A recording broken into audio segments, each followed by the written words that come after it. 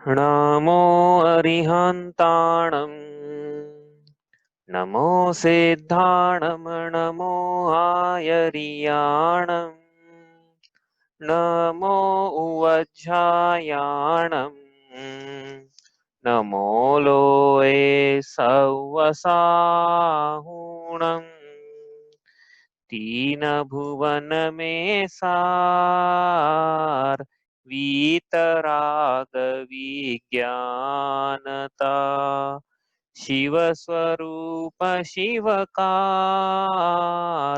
नमः त्रियोग समारिके। ये परम मांगलिक ग्रंथ श्री छहड़ाला जी हैं, इसके रचयिता हुए हैं पंडित श्री दौलत राम जी। इसके अंतर्गत 6 ढालों में से हमारी चल रही है तीसरी ढाल। तीसरी ढाल में सम्यक दर्शन का वर्णन है। क्यों कर रहे सम्यक दर्शन का वर्णन? पहली ढाल में पंक्ति आई थी, मोह महा मत पियो अनादि भूल आपको भ्रमतवादी। इस संसार परिभ्रमण का मूल कारण मिथ्या दर्शन, या फिर मोह का अर्थ अपन ऐसा करें, मतलब दर्शन मोह चारित्र दोनों में घटाए तो मिथ्या दर्शन, मिथ्या ज्ञान, मिथ्या चारित्र, तो उसका अभाव करना है। इसलिए सम्यक दर्शन, उसका मिथ्या दर्शन का अभाव मतलब सम्यक दर्शन की प्राप्ति करना है।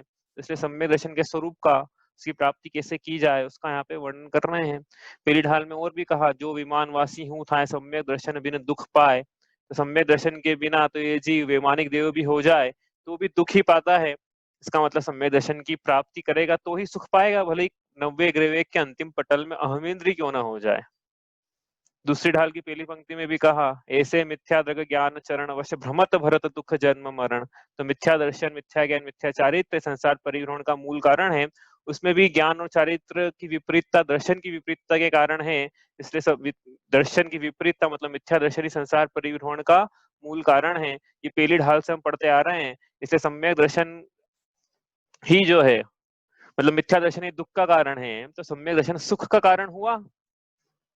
और सुख के कारण कोई धर्म कहा जाता है, तो सम्यक दर्शन ही धर्म हुआ। इसका मतलब सुख के कारण को धर्म कहा जाता है। भाई देशयामि समीचीनम धर्मम कर्म निर्वणम संसार दुख सत्वान यो धरत्युत्तम सुखे। धर्म क्या है? धर्म वो है जो संसारी जीवों को कर्म से छुड़ाकर, संसार से छुड़ाकर, दुख से छुड़ाकर उत्तम सुख में धरता है। जो उत्तम सुख में धरे सो धर्म, दुख से छुड़ाए सो धर्म, कर्म से छुड़ाए सो धर्म, संसार से छुड़ाए सो धर्म, और उत्तम सुख में धरे सो धर्म। तो कौन धरता है? सम्यक दर्शन, सम्यक ज्ञान, सम्यक चारित्र धरते हैं। इसे सम्यक दर्शन, सम्यक ज्ञान, सम्यक चारित्र को ही धर्म के ईश्वर ने धर्म कहा है। तो धर्म क्या है? सम्यक दर्शन, सम्यक ज्ञान, सम्यक चारित्र, और यही सुख का कारण है ऐसा बतलाया। तो दुखों का परिहार करने के लिए, सुखों की प्राप्ति करने के लिए पहली भूमिका में, गृहस्थ भूमिका में, धर्म धारण के पहले सोपान के रूप में, मुक्ति के पहले सोपान के रूप में जीव क्या करे? सम्यक दर्शन की प्राप्ति करे। तो सम्यक दर्शन क्या है, उसका क्या स्वरूप है, उसके क्या अंग है, उसके कितने गुण हैं, उसमें क्या क्या दोष नहीं लगना चाहिए, उसके क्या मल है, दोष है, अतिचार है, अनाचार है, सम्यक दर्शन की क्या महिमा है, सम्यक दर्शन सहित जीव कहाँ उत्पन्न होता है, कहाँ उत्पन्न नहीं होता है, कितना कार्यकारी है सम्यक दर्शन, उसकी महिमा, उसके स्वरूप का वर्णन ये तीसरी ढाल में हम पढ़ रहे हैं। इसका पहला छंद पढ़ते हैं यहाँ से, हम पढ़ रहे थे। आत्म को हित है सुख सो सुख आकुलता बिन कहिए, आकुलता शिव माहिन ताते शिव मग लाग्यो चाहिए। सम्यक दर्शन ज्ञान चरण शिव मग सो दुविध विचारो, जो सत्यारथ रूप सुनिश्चय कारण सो व्यवहारो। क्या बोल रहे हैं यहाँ पे? आपको विचार करने के लिए कुछ बोला था आपने, मैं पूछ ले रहा हूँ किसी से कि आपने विचार करा कि नहीं करा, आपने फोटो लिया नहीं हो तो रिकॉर्डिंग भेजी, उसमें देख लेना भैया आप, हाँ, कि किन बातों का विचार करने के लिए कहा था। वो तो उपयोगी है, वो बातें आपको बार बार कहा जा रहा है। हाँ, क्यों उपयोगी है? क्योंकि उसका, वो बातों का विचार करने से जीव धर्म के मार्ग पर आगे बढ़ता है कि हाँ, धर्म का मार्ग ही सच्चा है, बाकी तो संसार के सारे पुरुषार्थ झूठे हैं। इस जीव ने अनादिकाल से इच्छा की, इच्छाओं की पूर्ति में सुख माना, लेकिन इच्छाओं की पूर्ति में तो कभी सुख हुआ नहीं।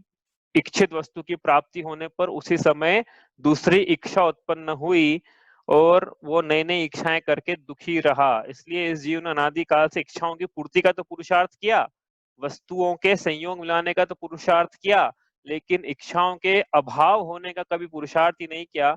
मतलब सच्चे सुख का उपाय ही नहीं किया, क्योंकि सच्चे सुख का लक्षण इच्छाओं का अभाव था, अनाकुलता है और निराकुलता है, लेकिन इसने इसका पुरुषार्थ नहीं किया। तो उसका हम विचार करेंगे, जो मैंने 8-10 बातें बताई थी, तो हम ये इस मार्ग पे आगे बढ़ेंगे कि हाँ, अब ये धर्म की प्राप्ति करके ही हम सुखी हो सकते हैं। धर्म की एक्चुअल डेफिनेशन हम समझ में आना चाहिए, तो अनुभव से समझ में आना चाहिए। आप स्वयं अनुभव करोगे ना इस बात को कि निराकुलता में सुख है, तो बात समझ में आएगी हाँ कि हाँ, पूर्ण निराकुलता में कितना सुख होगा।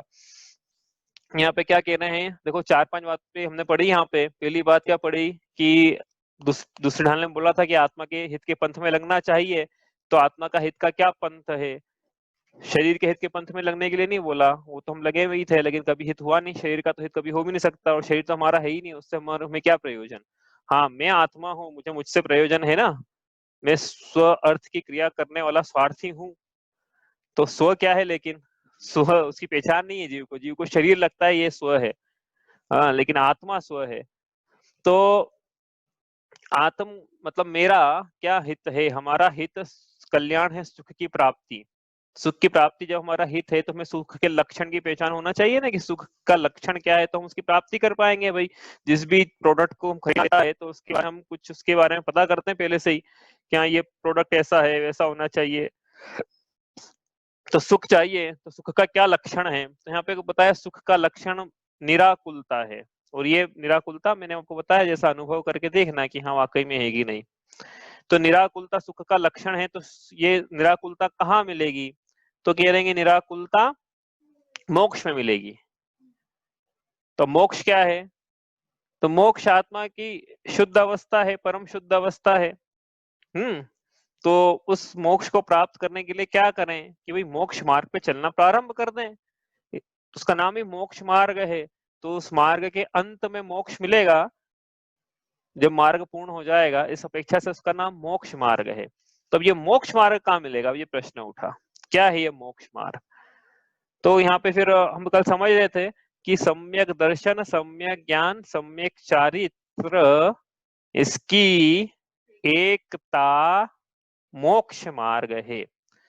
तो फिर प्रश्न उठा अगला, हाँ, ये सम्यक दर्शन, सम्यक ज्ञान, सम्यक चारित्र कहाँ मिलेंगे? हमारे पास बहुत सारे रत्न हैं, हम रत्न के बदले में ये 3 रत्न खरीद लेंगे। रत्नत्रय, इन्हीं को बोलते हैं रत्नत्रय। पहले पढ़ा था रत्नत्रय मतलब क्या होता है। सम्यक दर्शन, सम्यक ज्ञान, सम्यक चारित्र, ये इन तीनों को मिला के रत्नत्रय कहा जाता है। तो ये रत्नत्रय कहाँ मिलेंगे? हाँ, कहाँ मिलेंगे? तो उसकी प्राप्ति करें, कहाँ मिलेंगे रत्नत्रय? रैणत्रयं न वट्टै अप्पाणं मुयेतु अन्नदवीयं हि तम्हा तत्तियमय्यो हो दीहु मोक्षस कारणं आदा रैणत्रयं न वट्टै अप्पाणं मुयेतु अन्नदवीयं हि। कहाँ मिलते हैं ये रैणत्रय, रणयत्तम कहाँ मिलता है? रत्नत्रय नहीं होता है, आत्मा को छोड़कर किसी अन्य द्रव्य में नहीं मिलेगा।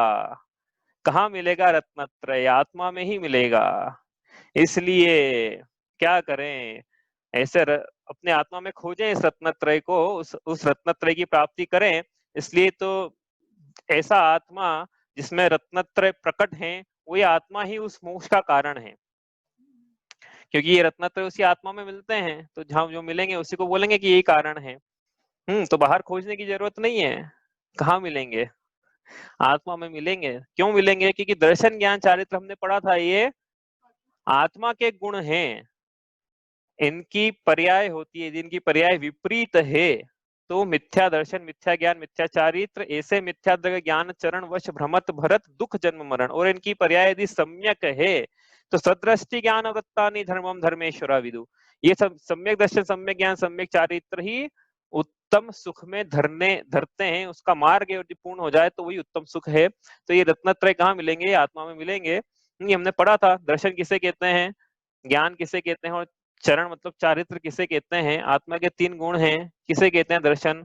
दर्शन का मतलब है, अब सामान्य बात करें, कर्त साधन करण साधन भाव साधन की विवक्षा न करते हुए, दर्शन मतलब श्रद्धान, ज्ञान मतलब ज्ञान, चरण मतलब आचरण, चारित्र मतलब लीनता। दर्शन मतलब जिससे जीव श्रद्धान करता है, ज्ञान मतलब जिससे जीव जानता है, चरण मतलब जिससे जीव आचरण करता है। इस प्रकार से ये दर्शन ज्ञान चारित्र आत्मा के गुण हैं। तो ये दर्शन ज्ञान चारित्र रत्नत्रय है क्या, कि भाई इसको रत्नत्रय तो नहीं बोल पा रहे हैं अभी, किसी अपेक्षा से आप बोलो तो बोलो, लेकिन हम तो नहीं बोल रहे हैं अभी। हाँ, इनकी समीचीन पर्याय जब होती है तब उसको फिर रत्नत्रय कहा जाता है। इनकी समीचीन पर्याय को हमें प्राप्त करना है, और वही मोक्ष का मार्ग है। मतलब प्राप्त करेंगे तो मोक्ष हो जाएगा, और प्राप्त कर रहे हैं तो मोक्ष मार्ग है। तो ये हमने कल पढ़ा था, देखो मैं स्क्रीन शेयर करता हूँ, इसको एक बार रिवाइज करते हैं फिर आगे चलते हैं। ये देखो अपन कहाँ, हमने क्या क्या पढ़ा कल, दर्शन ज्ञान चारित्र है ना, विपरीत है तो संसार मार्ग। दर्शन ज्ञान चारित्र आत्मा के गुण हैं, यदि इनकी पर्याय विपरीत है तो संसार मार्ग, समीचीन होने लगे तो मोक्ष मार्ग, समीचीनता की पूर्णता हो जाए तो मोक्ष। इस प्रकार से ये मोक्ष मार्ग और मोक्ष है। इसको अपन अन्य भाषा में अपन बोले ऐसा कि सम्यक दर्शन, देखो यहाँ पे लिखते हैं,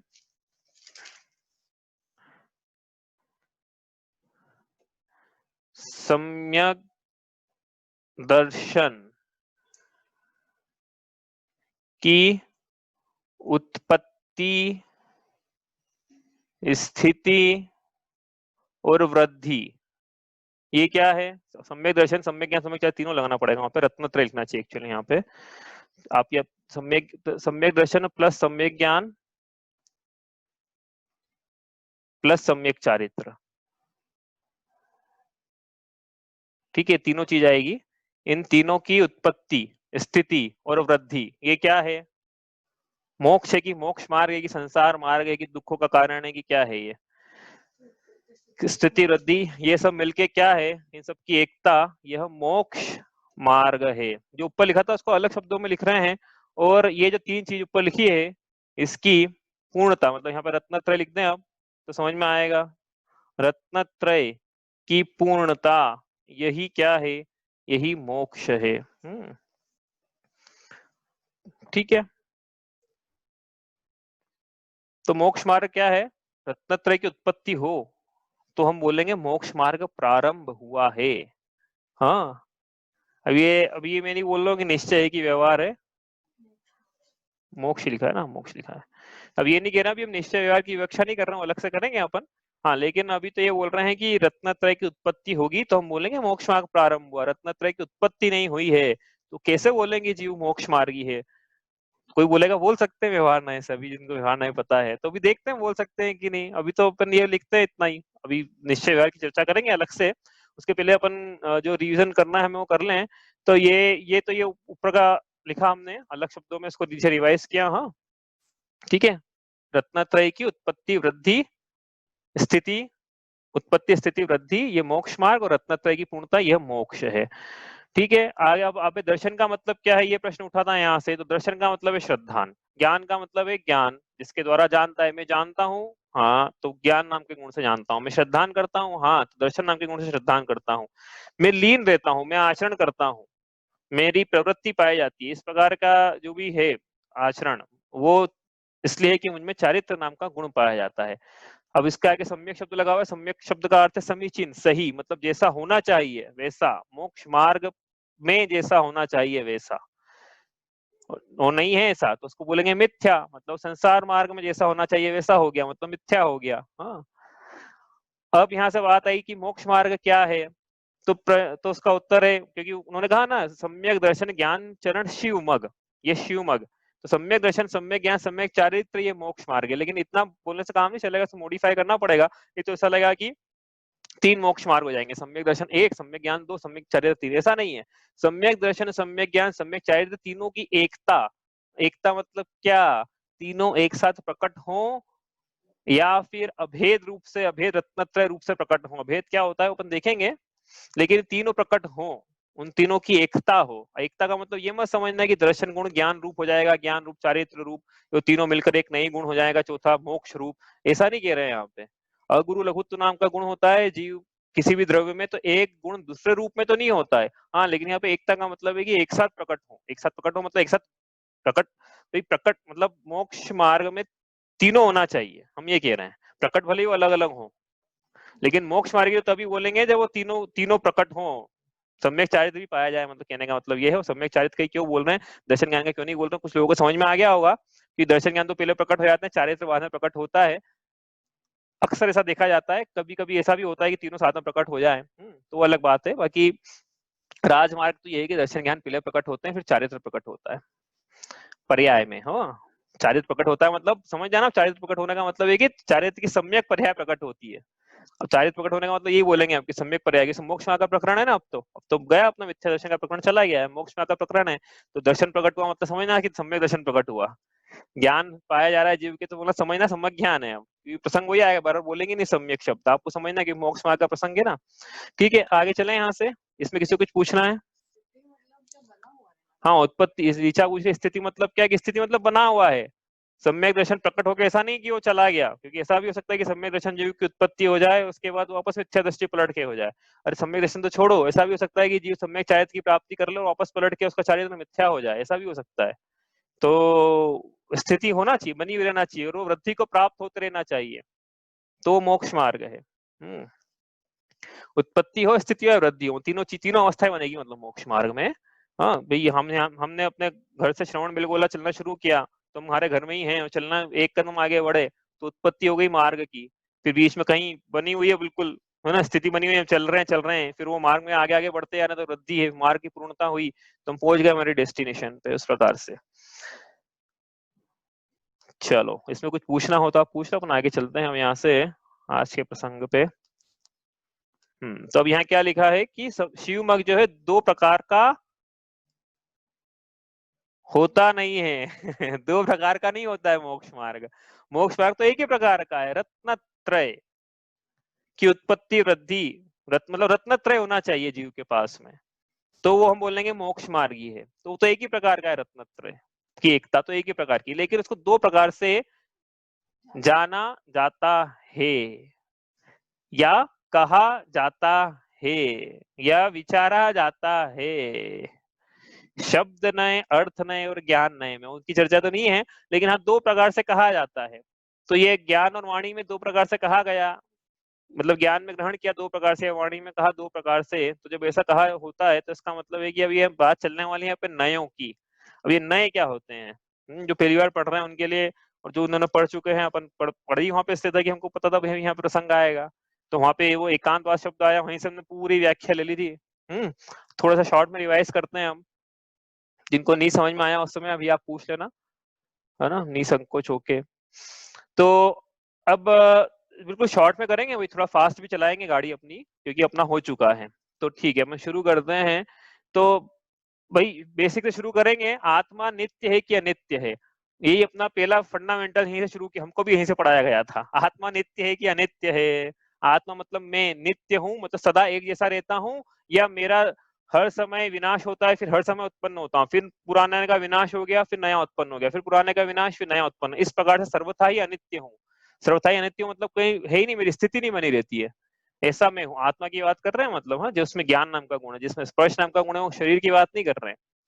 तो मैं नित्य हूँ कि अनित्य हूँ, ऐसा प्रश्न उठा था, तो उसका उत्तर देखा हमने कि देखो भैया, जो था वो हूँ और वही रहूंगा, इस अपेक्षा से मैं कथनचित नित्यता पाई जा रही है मुझ में, लेकिन जैसा था वैसा नहीं हूं और जैसा हूं वैसा नहीं रहूंगा, इस अपेक्षा से कथनचित अनित्यता भी उसी समय पाई जा रही है मुझ में।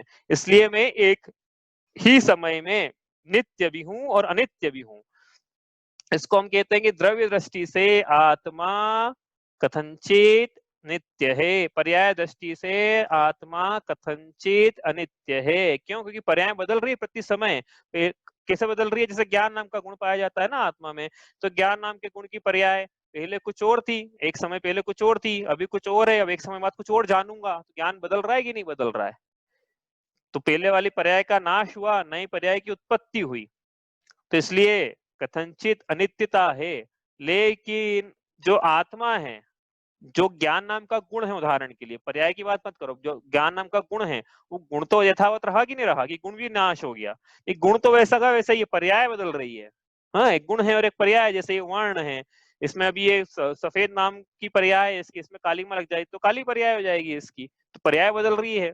गुण तो है वर्ण नाम का वैसा का वैसा ही, उसी प्रकार आत्मा में ज्ञान नाम का गुण तो वैसा का वैसा ही है, वो नित्य है, लेकिन उसकी पर्याय बदल रही है, इसलिए पर्याय की अपेक्षा से ज्ञान अनित्य है, द्रव्य की अपेक्षा से ज्ञान नित्य है, और ज्ञान ज्ञानी से मतलब आत्मा से सर्वथा भिन्न तो है नहीं, इसलिए जब ज्ञान को ग्रहण किया तो ज्ञानी को भी ग्रहण किया, इसलिए आत्मा भी पर्याय की अपेक्षा से कथनचित अनित्य है और द्रव्य की अपेक्षा से कथनचित नित्य है।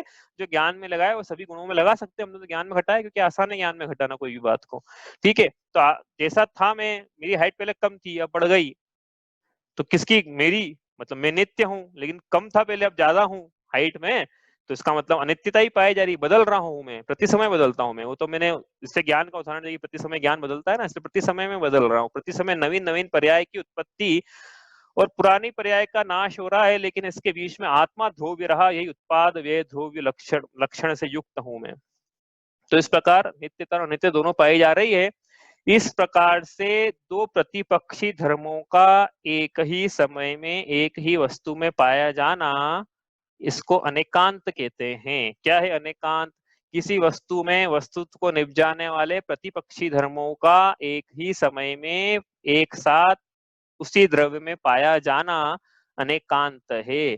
और ऐसा कहना कि वस्तु में प्रतिपक्षी धर्म मतलब नित्यता और अनित्यता एक साथ एक ही आत्मा में एक ही समय पाई जाती है, ऐसा कहना ये अनेकांतवाद है।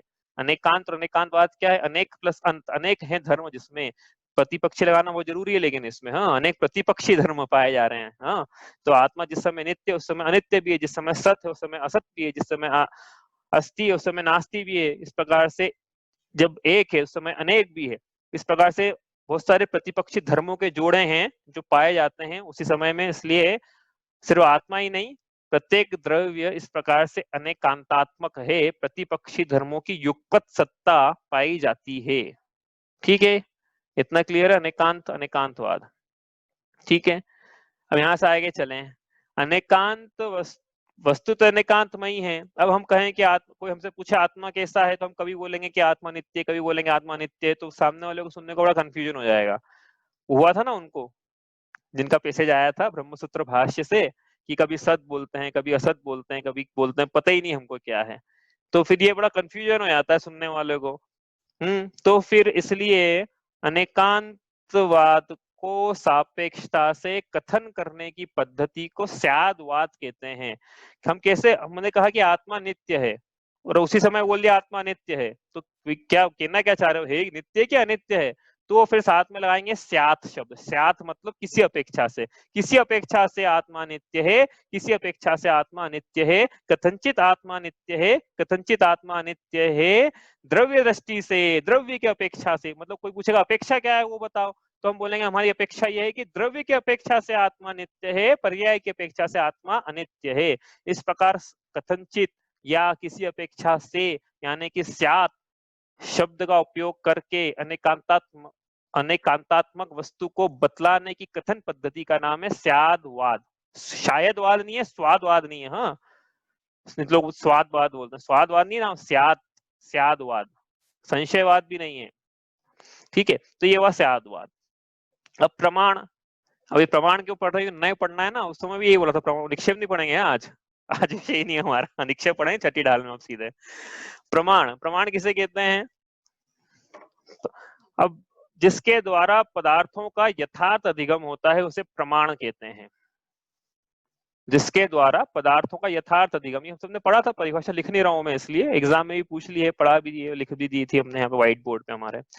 तो प्रमाण जिसके द्वारा यथार्थ अधिगम मतलब वस्तु जैसा है प्रतिपक्षित युगल धर्मों के सहित जैसा है वैसा यथार्थ अधिगम जिसके द्वारा होता है उसे हम प्रमाण कहते हैं। तो किसके द्वारा होता है फिर? किसके द्वारा होता है? कर्ण साधन से ज्ञान से आत्मा जानता है, तो ज्ञान से तो होता है ज्ञान। दीपक, तो उदाहरण दिया था ना कि दीपक के प्रकाश से पर पदार्थ प्रकाशित होते हैं, तो दीपक किससे प्रकाशित होता है? दीपक दीपक की रोशनी से प्रकाशित होता है। दीपक के प्रकाश को देखने के लिए अलग से प्रकाश की जरूरत नहीं है। उसे ज्ञान होने के लिए अलग से ज्ञान की जरूरत नहीं है।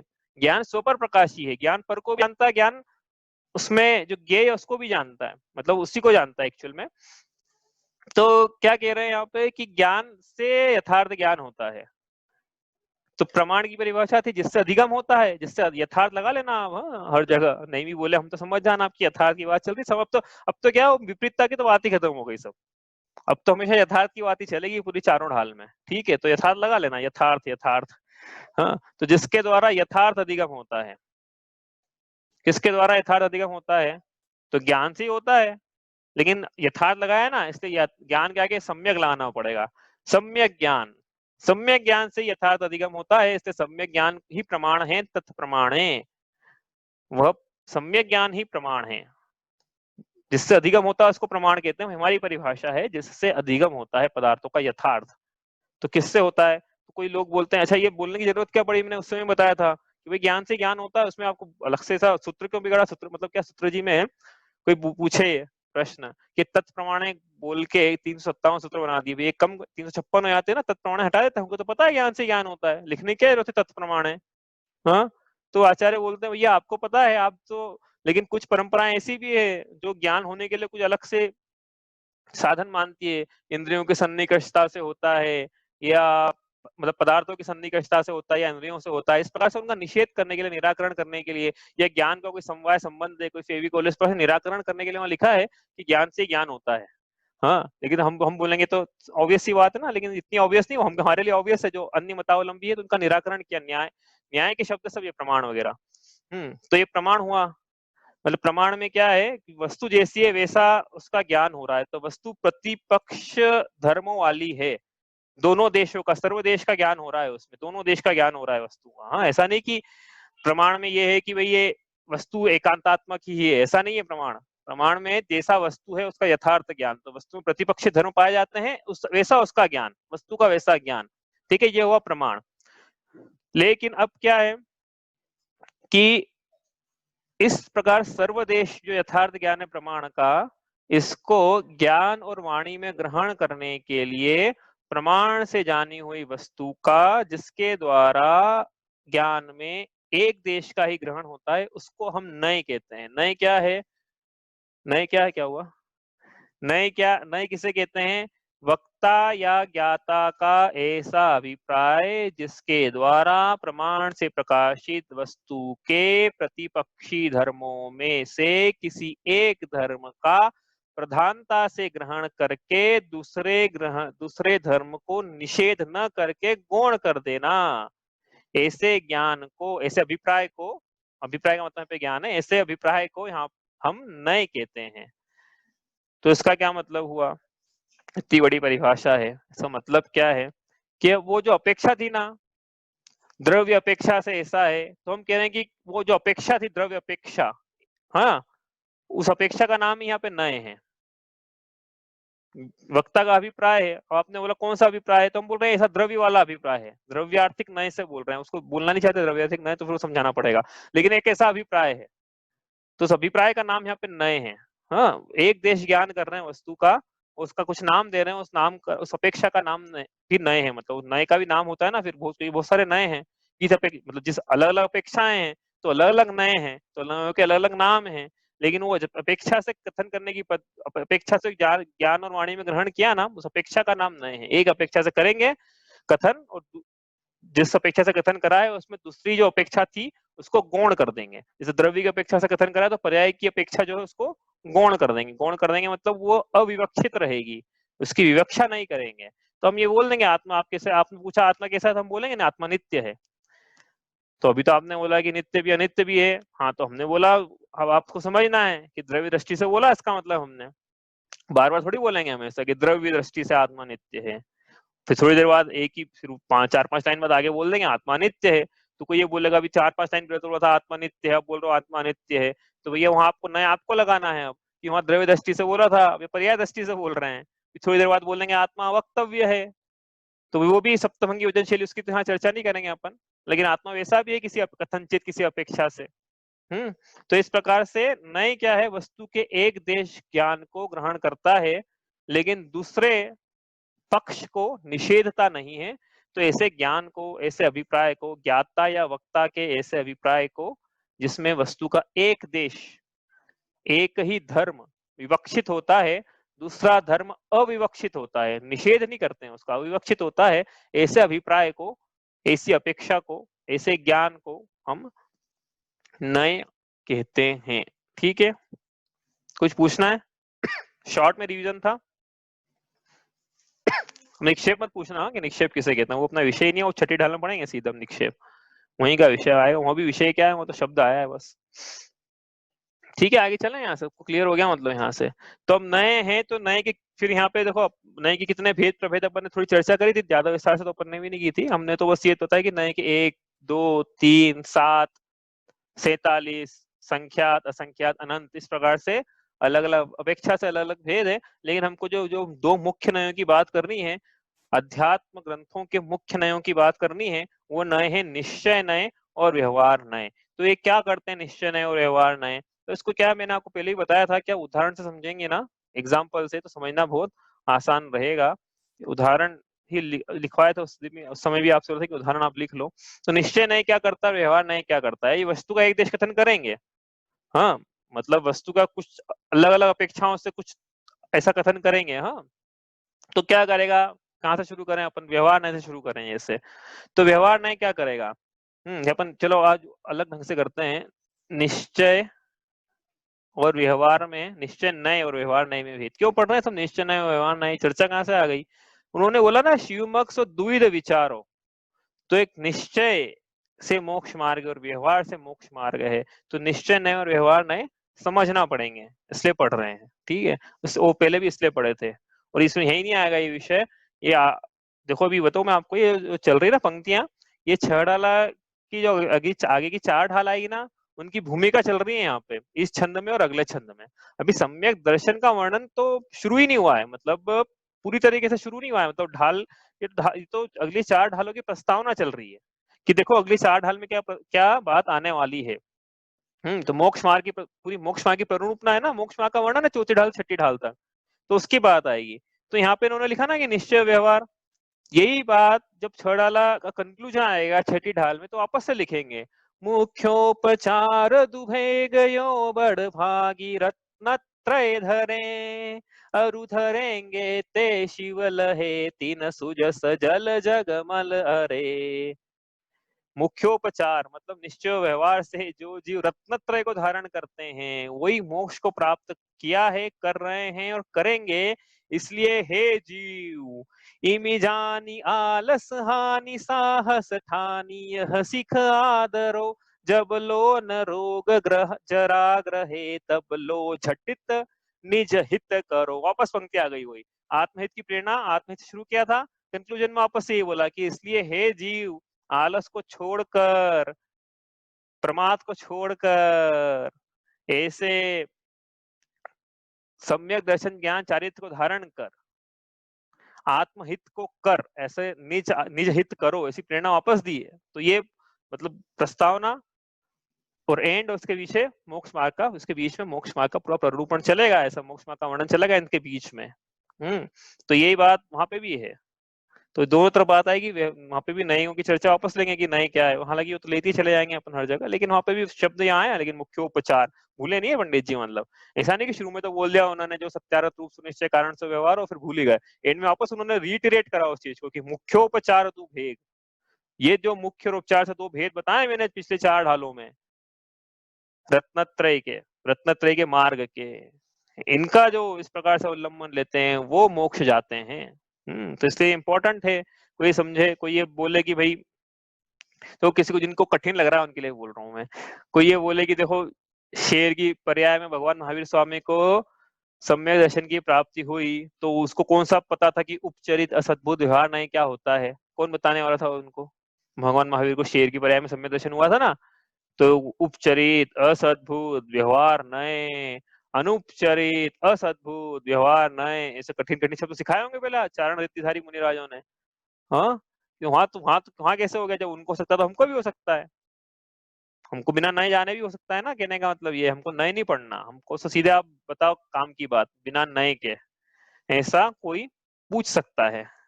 तो उसका उत्तर देखो, बहुत इंटरेस्टिंग उत्तर उसका है, हालांकि ज्यादा अच्छा भी नहीं है वो ये है कि देखो जीव तो क्या है, चाहता तो मनुष्य गति है, लेकिन सम्यक दर्शन इसको तिर्यंच गति वाला चाहिए।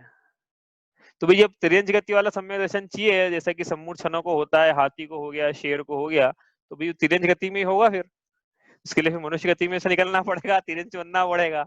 हालांकि प्रश्न उत्तर इतना अच्छा नहीं है, लेकिन उसका अच्छा उत्तर तो ये है कि भी बिना नए जाने आपका काम चल रहा है, यदि अभेद रत्नत्रय की प्राप्ति हो रही है तो आप कर लो, कोई रोकता नहीं है आपको। यदि कर सकता है जीव तो कर ले। क्यों? क्योंकि इसमें अभी आगे बोलेंगे, परमाण नए निक्षेप को न उद्योत अनुभव में दिखे, मतलब निर्विकल्प अवस्था में तो नयों का विकल्प भी छोड़ना पड़ता है। तो नए अभी पढ़ना है और निर्विकल्प अवस्था में नयों का विकल्प छोड़ना है, तो पढ़े ही क्यों, ये प्रश्न उठता है। तो हमारा उत्तर ये है कि भाई बिना पढ़े आप अभेद रत्नत्रय की प्राप्ति जीव कर सकता है तो कर ले, कोई उसमें रोकने वाली बात नहीं कर सकता है। तो फिर क्या करें भाई, ये मार्ग है उसका, इस मार्ग पे चले। तो दौलत राम जी बता ही रहे ना, ये मार्ग बिल्कुल शॉर्ट में भी उनको बताना, तब भी उनको नए की चर्चा लानी पड़ेगी बीच में। तो शॉर्ट में भी समझना, तो नयों के थ्रू समझना पड़ेगा। तो हम देख रहे हैं कि निश्चय, इसलिए हम क्या है कि जिसको समझ में नहीं आया भी थोड़ा सा अभ्यास करने की जरूरत है, नहीं समझ में आया तो आप पूछ लीजिए। निश्चय नय और व्यवहार नय में क्या अंतर है, इसके माध्यम से देख रहे हैं कि निश्चय नय क्या होता है और व्यवहार नय क्या होता है। बताइए भाई क्या अंतर है, कि निश्चय नय और व्यवहार नय में क्या अंतर है, छोटे छोटे से अंतर बताना, मैं लिख पाए अपन यहाँ पे जो आर्ट डेफिनेशन बताऊं। हेलो, हाँ बोलो। अभेद रूप से ग्रहण करना मतलब निश्चय, और भेद करके ग्रहण करना मतलब व्यवहार। हाँ, एक बहुत बढ़िया अंतर, सबसे पहला बहुत अच्छा काम का सबसे पहले नंबर का अंतर ये है ये कि हाँ कीवर्ड जो तूने बोला था वो याद रखा हुआ। हाँ, बस वही वही याद रखना है तो याद होगा। निश्चय नय अभेद रूप से विषय को ग्रहण करता है और व्यवहार नय भेद रूप से विषय को ग्रहण करता है। एग्जाम्पल देख लेंगे, अभी तो पहले लिस्ट बना लेते हैं पहले अंतरों की, कि क्या अंतर है, अभेद रूप से कैसे ग्रहण करता है और व्यवहार नय भेद रूप से कैसे ग्रहण करता है। और अगला बहुत इंपॉर्टेंट है, ये सबसे पहले नंबर बताया आपने, बड़ी खुशी की बात है। पर्यायों से पार देखना निश्चय लिख सकते हैं वैसे, और फिर व्यवहार नय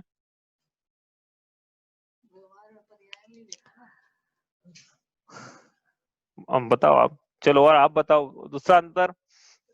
चलो मैं जल्दी जल्दी लिख देता हूँ, आप बताना चाहते हैं कोई आप में से।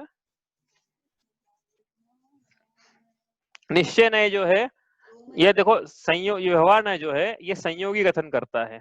संयोगी मतलब दो को मिला देगा ना भाई, असद्भुत व्यवहार नय संयोगी कथन करता है, लेकिन निश्चय नय जो है असंयोगी कथन करता है। ठीक है, असंयोगी मतलब दो को मिलाता नहीं है, एक के कथन करता है, लेकिन एक का अभेद रूप से करता है, ये एक का भेद रूप से करता है, या फिर दो का मिला के संयोगी रूप से करता है। ये अंतर हुआ। निश्चय नय जो है मतलब आत्मा की, देखो अध्यात्म के नय है ना, तो आत्मा की बात करेंगे हम यहाँ पे। तो निश्चय नय जो है ये आत्मा आश्रित कथन करता है, और व्यवहार नय जो है ये पराश्रित कथन करता है।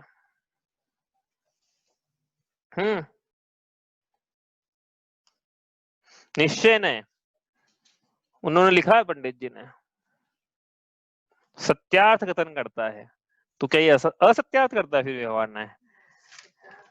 ये उपचरित कथन करता है। अब ये सत्यार्थ है कि नहीं उपचरित वो देखते हैं, लेकिन ये उपचरित कथन करता है, इस प्रकार से ये अंतर है इनमें। तो ये क्या है, कहने का क्या मतलब है यहाँ पे।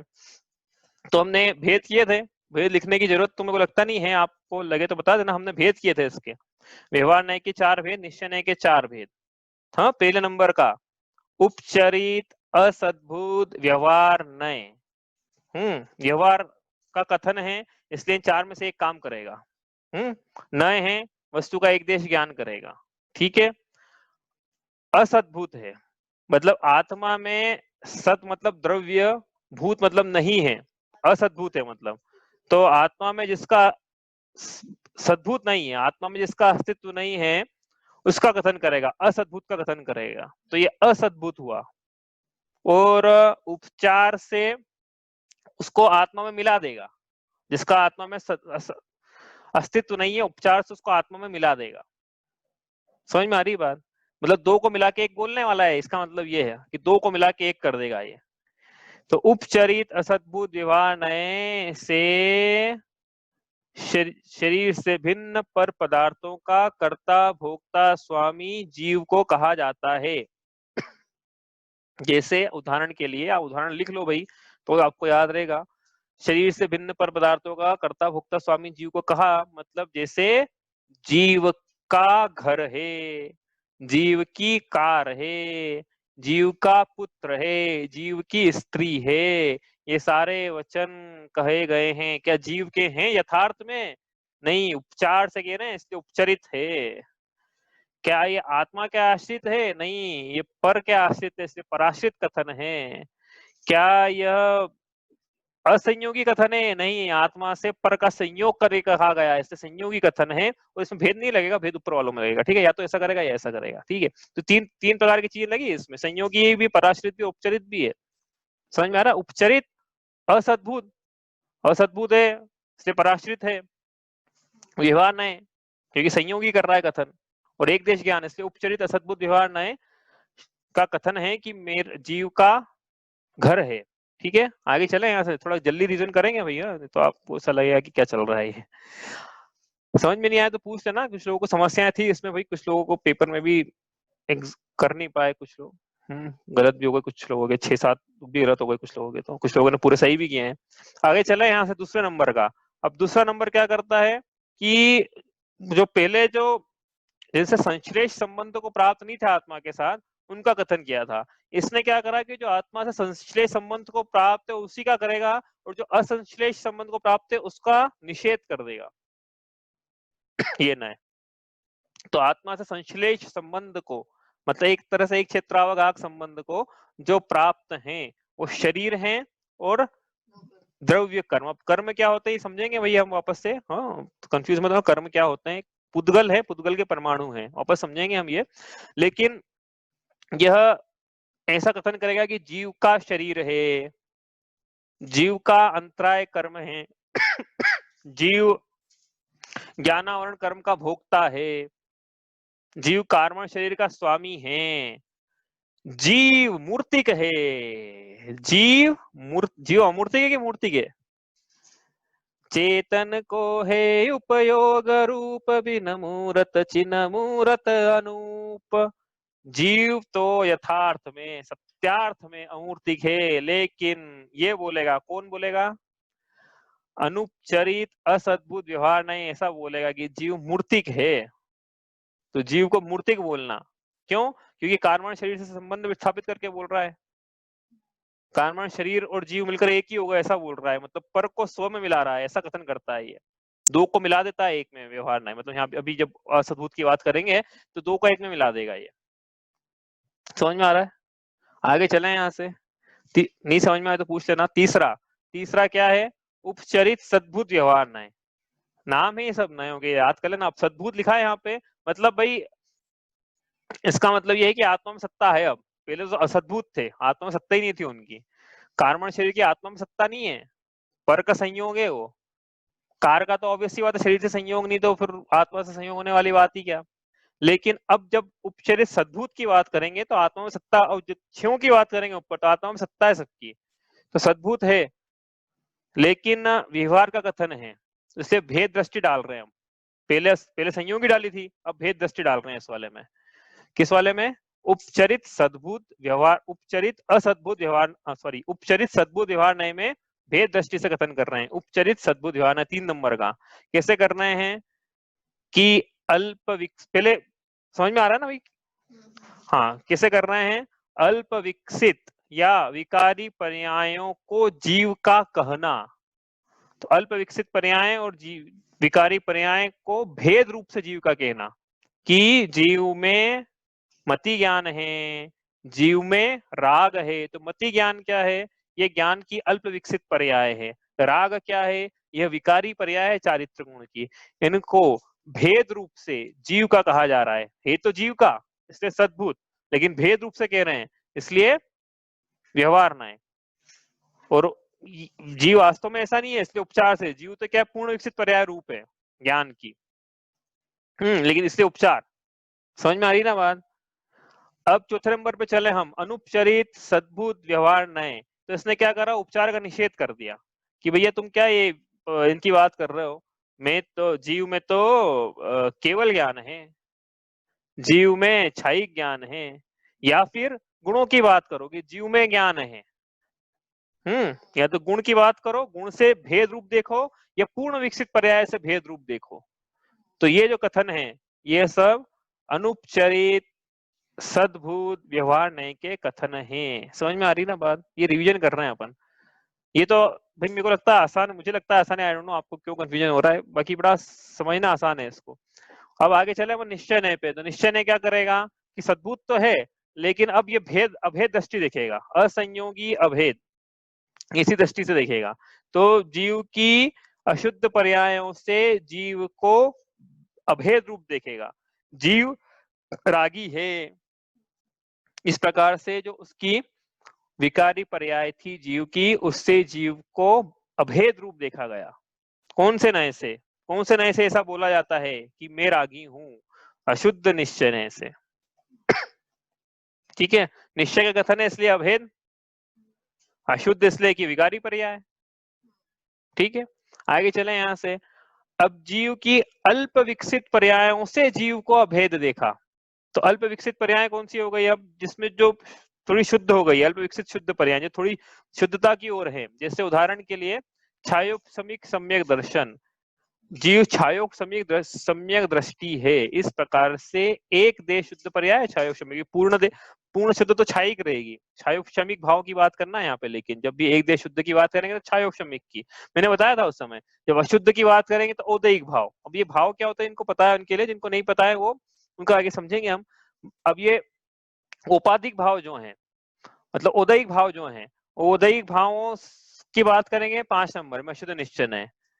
ठीक है, छायोपशमिक भाव की बात करेंगे 6 नंबर में एक देश शुद्ध निश्चय में।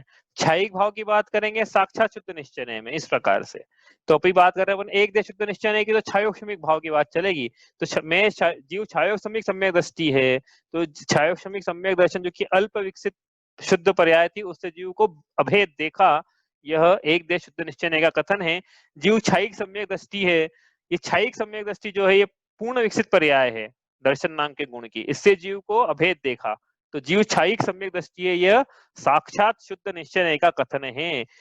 जीव केवल ज्ञान स्वरूप है, जीव केवल दर्शन स्वरूप है। तो ये क्या है, क्षयिक पर्याय है जीव के, इससे जीव को अभेद देखा जा रहा है।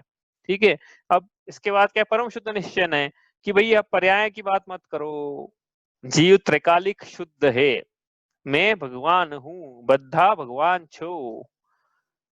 ये परम शुद्ध निश्चय से कहा गया कथन है। इस प्रकार से ये कथन का थोड़ा रिवीजन करना था शॉर्ट में, भाई जरूरत इसकी ज्यादा पड़ेगी नहीं अभी तो यहाँ पे, लेकिन कुछ लोगों को था कि भाई ये थोड़ा विषय जिनको था वो एक आध तो आए नहीं उसमें से, बाकी इस प्रकार से हमने इसका रिवीजन करा है। जिनको नहीं समझ में आया अभी भी वो चिंता मत करो, जैसे जैसे कथन आते जाएंगे वैसे वो समझते चले जाएंगे। लेकिन मेरे ख्याल से 2 बार रिवीजन हो गया, आपको नहीं समझ में आता है अभी भी, जिन्होंने पहली क्लास अटेंड करी थी उनको अभी भी समझ में नहीं आया हो तो आप पूछ लो, और जिनको जो पहली बार आए हैं उनको थोड़ा टाइम लगेगा समझने में। लेकिन अपन क्या है कि नहीं भी समझ में आ रहा है तो अपन धीरे धीरे समझते चलेंगे इनको। तो ये निश्चय नय और व्यवहार नय की चर्चा है। ठीक है, चलें आगे यहाँ से।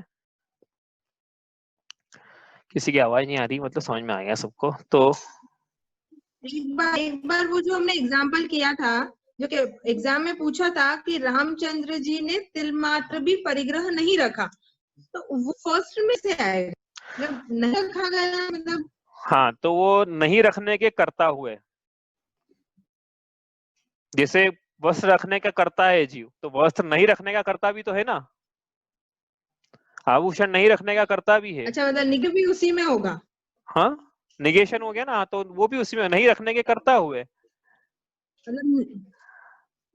तो जब शरीर से भिन्न पर पदार्थ थे, उसके कर्ता जीव को कहा जा रहा है, तो उपचरित असद्भुत व्यवहार नहीं का कथन हुआ वो। तो शरीर से भिन्न पर पदार्थ कपड़े हैं, उसके नहीं रखने के कर्ता, मतलब कुछ कपड़े का कुछ किया उन्होंने उसके कर्ता, और क्या करा उसका कि रखा नहीं रखा वो उसके कर्ता। ठीक है, तो उसका कर्ता किस जीव को कहा जा रहा है? शरीर से भिन्न पर पदार्थ का कर्ता जीव को कहा जाए उपचरित सद्बुद्ध व्यवहार नए, ऐसा। ठीक है, और कोई पूछना है किसी को?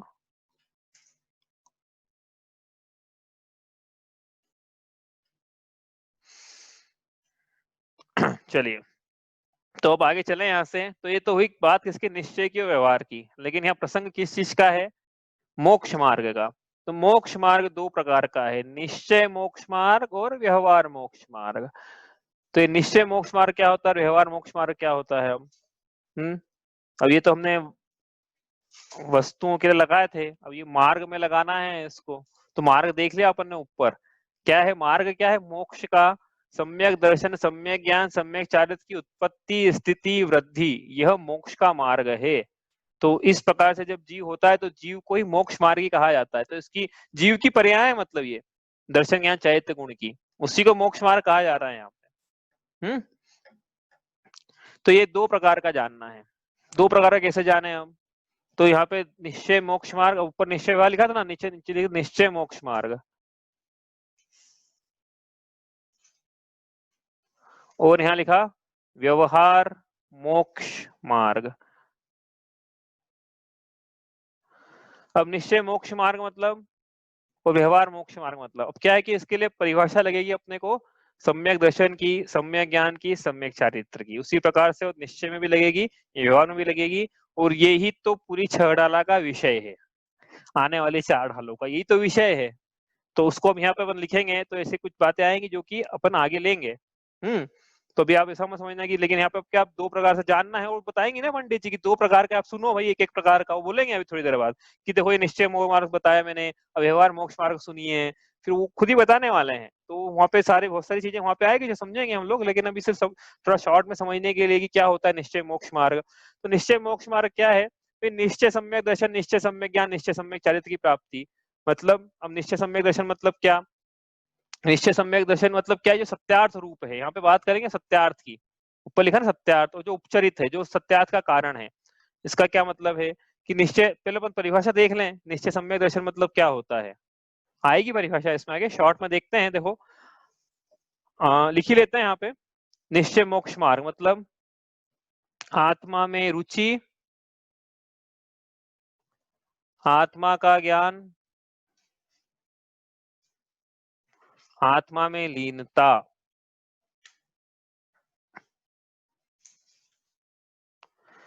आत्मा में रुचि, आत्मा का ज्ञान, आत्मा में लीनता। अब देखो ऊपर से परिभाषा तो मैच कर लो इसको, निश्चय ने की परिभाषा लिखी ना ऊपर, क्या यह असंयोगी, चलो क्या ये आत्माश्रित है, आत्मा में रुचि क्या है, आत्मा के आश्रित है, आत्मा का ज्ञान क्या है, आत्मा के आश्रित है, आत्मा में लीनता क्या है, आत्मा के आश्रित है, हाँ कि ना, कि पर के आश्रित है। भाई आत्मा में रुचि बोला ना, पर में रुचि थोड़ी बोला, पर में रुचि बोलते तो पर आश्रित होती है, आत्मा में रुचि बोली मतलब आत्माश्रित हुआ कथन। आत्मा का ज्ञान मतलब आत्माश्रित हुआ, आत्मा में लीनता मतलब आत्माश्रित, तो आत्माश्रित कथन हुआ। ठीक है, एक बात तो लग गई इसमें।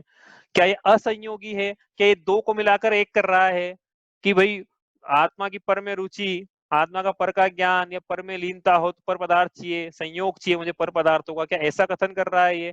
तो नहीं कर रहा है, मतलब ये असंयोगी कथन हुआ। ठीक है, क्या ये अभेद है? अब अभेद क्या है इसमें, देखो लिख लेते हैं एक बार कि आत्मा में लीनता अभेद रत्नत्रय रूप।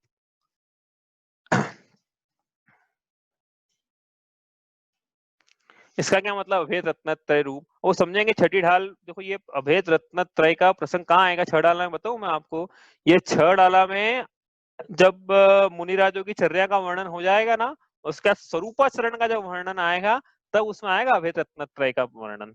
तो अभी तो नहीं कर पाएंगे अपन, लेकिन वही करेंगे। मतलब अभेद रत्नत्रय रूप मतलब आत्मा की आत्मा में लीनता, जहाँ विकल्प नहीं है कि किसी भी की नए से ऐसा है, आत्मा में आत्मा की रुचि इस प्रकार से है, ज्ञान इस प्रकार से, लीनता, आत्मा में तन्मय रूप से आत्मा को जब जाना जाता है तब बोलते हैं शुद्धोपयोग की वो दशा, वो अभेद रत्नत्रय रूप है। मतलब जिनको गुणस्थान समझ में आते हैं तो 7वें गुणस्थान से आगे, मोक्ष मार्ग जब तक रहता है तब तक 7वें गुणस्थान से आगे वो अभेद रत्नत्रय रूप दशा है। तो ये अभेद रूप हुआ, मतलब अभेद रूप से आत्मा का ग्रहण होगा वहां पे। मतलब जब भी शुद्धोपयोग का समय होगा। मैं बोल रहा हूँ ना, कुछ शब्द ऐसे आएंगे जो कि आगे इनका अर्थ आगे समझ में आएगा अपने को, अभी अपन कर भी नहीं पाएंगे क्योंकि वो क्या है कि पूरा समरी छड़ डालेगी एक तरह से यहाँ पे। तो अभेद रत्नत्रय मतलब, अभेद रत्नत्रय मतलब आत्मा की आत्मा में इस प्रकार से लीनता जहाँ विकल्प नहीं है। परमाण नए निक्षेप को न उद्योत, अनुभव में दिखे दृग ज्ञान सुख बलमय सदा नहीं आन भाव जुमो विखे में साध्य साधक में अबाधक कर्म अरुत सुफल निते चित पिंड चंड अखंड सुगुण करण्य च्युत पुनिकल निते। इसके ऊपर भी पंक्तियां भी है। जिन निज माही निज के हेतु निज कर आपको आपे गयो, गुण गुणी ज्ञाता ज्ञान ज्ञेय मंझार कछु भेद न रहो। गुण गुणी ज्ञाता ज्ञान ज्ञेय मंझार कछु भेद न रहो। इस प्रकार की पंक्तियां हैं। तो ये क्या वही पढ़ेंगे जब आएगी, लेकिन ये अभेद रत्नत्रय का वर्णन वहां आगे आएगा। ठीक है, तो ये अभेद रत्नत्रय रूप है। कहाँ आएगी? छठी ढाल में। क्योंकि क्या है, व्यवहार अभी बोलेंगे कि पंडित जी बोलने वाले कि व्यवहार नए जो है निश्चय मोक्ष मार्ग का कारण है। तो पहले व्यवहार मोक्ष मार्ग की चर्चा है, फिर निश्चय मोक्ष मार्ग की चर्चा बाद में आएगी। मतलब पहले स्टार्टिंग में लेंगे, फिर एंड में लेंगे, बीच में व्यवहार की चर्चा है पूरी। ठीक है, आ रहा है। तो इसका मतलब क्या हुआ? ये सब तो ये सत्यार्थ कथन भी हुआ, मतलब ये सत्यार्थ मोक्ष मार्ग है। अभेद रत्नत्रय ही सत्यार्थ मोक्ष मार्ग है। ठीक है, समझ में आई बात? ये सत्यार्थ है। तो बाकी क्या झूठे हैं तो देखते हैं। अब ये व्यवहार मोक्ष मार्ग क्या है फिर? तो यही बोलेंगे पंडित जी। अभी मैं क्या बोल रहा हूँ, पंडित जी स्वयं बोलने वाले हैं आगे। 7 तत्वों में श्रद्धान और इन्हीं का ज्ञान और शुभ भाव शुभ राग रूप चारित्र, यह व्यवहार मोक्ष मार्ग है। क्यों है? देखो ऊपर से लगा लो, इसमें घटा लो। 7 तत्वों का श्रद्धान, इसमें क्या है? अजीव भी आएगा 7 तत्वों में। ऐसे भाव आएंगे। या क्या है? भेद आत्मा में अभेद आत्मा में भेद करके कथन डाला जा रहा है, तो ये सब इसलिए व्यवहार के कथन हो जाएंगे। इसी प्रकार जिनवाणी का ज्ञान, 7 तत्वों का ज्ञान, इस प्रकार से जो कथन होंगे वो सब उपचरित कथन हो जाएंगे, व्यवहारिक कथन हो जाएंगे, पराश्रित कथन हो जाएंगे। कहने का मतलब ये है। और यहाँ पे राग है, हाँ, शुद्ध भाव नहीं लिखा है, राग लिखा है। तो ये राग भी जो है ये क्या है? पराश्रित है किसी अपेक्षा से, स्वाश्रित नहीं है, पराश्रित है राग भी। इस प्रकार से सब व्यवहार के कथन है, संयोगी कथन है। इसलिए ये जो है भेद रत्नत्रय रूप मार्ग है, रत्नत्रय रूप है। और क्या बोलेंगे? सत्यार्थ लिखा है यहाँ पे, तो क्या बोलेंगे यहाँ पे? फिर हम असत्यार्थ बोले इसको कि नहीं? इसको उपचरित बोलेंगे हैं। उपचार से बोलेंगे, उपचार से ये भी सही है, लेकिन सही तो वो है, लेकिन उपचार से ये भी सही है। अब ये क्या मतलब है कि भाई ये भी सही है और वो भी सही है और उपचार से ये सही है? तो सही कौन सा है? कि सही तो वही है, लेकिन ये उपचार से सही इसलिए बोल रहे हैं कि वो कि इसके नीचे खत्म हो गई, बस 1 मिनट, इसको बढ़ाते हैं आगे।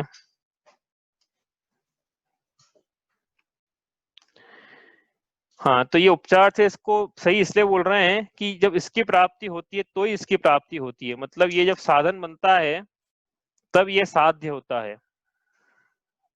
मतलब जब ये कारण बनता है तब ये कार्य होता है। इसलिए इस साध्य की प्राप्ति के लिए साधन है, इस कार्य की प्राप्ति के लिए कारण है। इसलिए इस अपेक्षा से ये भी सत्यार्थ है, लेकिन इस सत्यार्थ की अपेक्षा से वो अभूतार्थ है। मतलब जब इस सत्यार्थ की प्राप्ति होगी, मतलब क्या है? अभेद रत्नत्रय की प्राप्ति होगी, तो भेद रत्नत्रय अभूतार्थ है। क्योंकि भेद रत्नत्रय रूप भेद रत्नत्रय से आत्मा का अनुभव नहीं होता, इस अपेक्षा से कह रहे हैं कि वह अभूतार्थ है, या असत्यार्थ कहना तो वो भी कह सकते हो, असत्यार्थ है।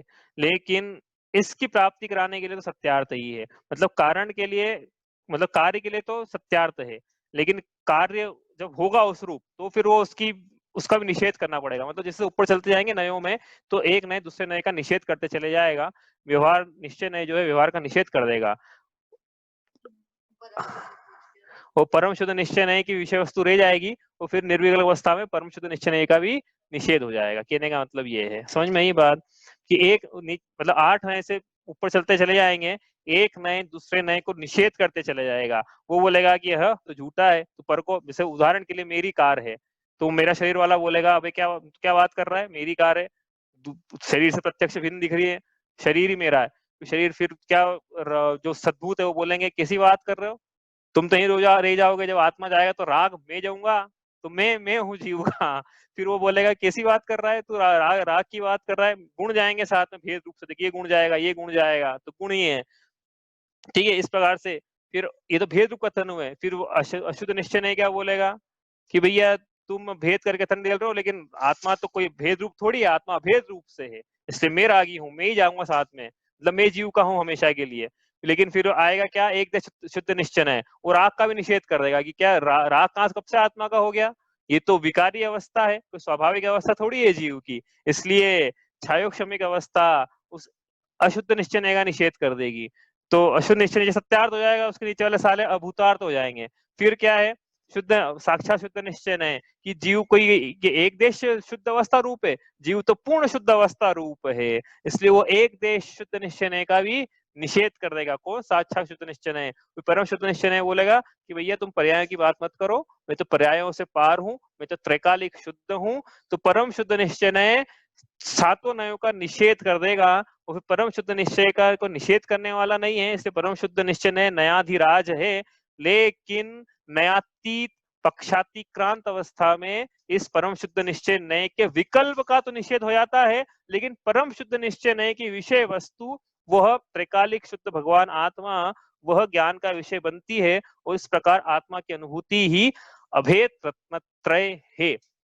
समझ में नहीं आया तो कोई बात नहीं, इसका धीरे धीरे विस्तारवन करते चलेंगे। इसको रिवाइज शायद हो सकता नहीं भी करें, लेकिन इतना अभी आप समझ लो कि इस प्रकार से इसमें अंतर है, ये कारण है, ये कार्य है, ये साधन है, ये साध्य है, ये उपचरित कथन है, ये सत्यात कथन है, ये भेद रत्नत्रय रूप है, ये अभेद रत्नत्रय रूप है। यह सात तत्वों के श्रद्धान रूप, देव शास्त्र गुरु के श्रद्धान रूप, स्वपर के श्रद्धान रूप,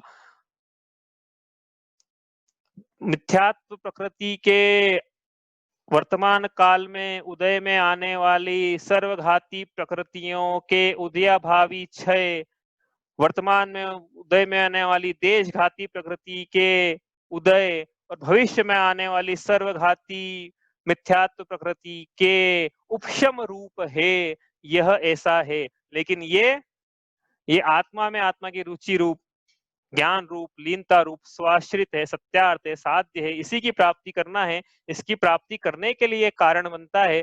उदाहरण के लिए खाना बनाने के लिए खाने की सामग्री कारण बनती है, तो फिर खाना बनता है। लेकिन जब खाना बनता है तो खाने की सामग्री उस रूप नहीं रहती है। फिर मतलब जैसे बर्नर है, स्टोव है, उसका निषेध हो गया, खाना बन गया जब, उस प्रकार से ये है। और इस प्रकार से ये है, आपको थोड़ा वो समझ में आया होगा, नहीं समझ में आया तो अपन कल करेंगे, आज समय अपना ज्यादा हो गया है। आपको कुछ प्रश्न हो यदि तो आप पूछ लो, कि हम उसी प्रश्न से कल, यदि प्रश्न बड़ा होगा तो अपन उत्तर बड़ा होगा मतलब, तो अपन कल उसी से शुरू करेंगे, नहीं तो भी छोटा उत्तर होगा तो अभी दे देते हैं। प्रश्न है किसी का?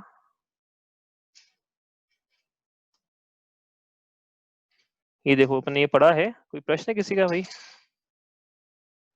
और वो इतना जटिल विषय सबको समझ में आ गया है, बहुत अच्छी बात है। क्रेडिट भी आप ही को आता है भाई, क्योंकि मैं आपके ज्ञान का करता नहीं हूँ। ठीक है, चलो इतना ही करते हैं।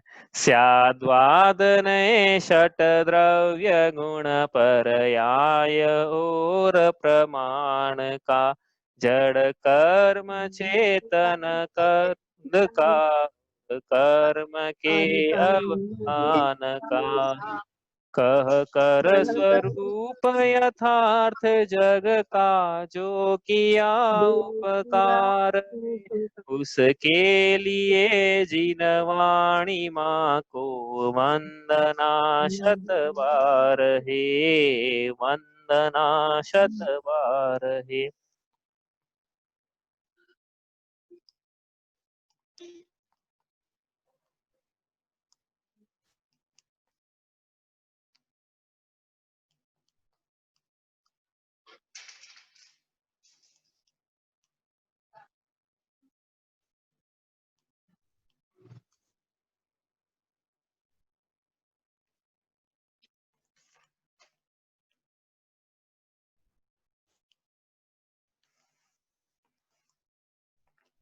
जय जिनेन्द्र। जय जिनेन्द्र।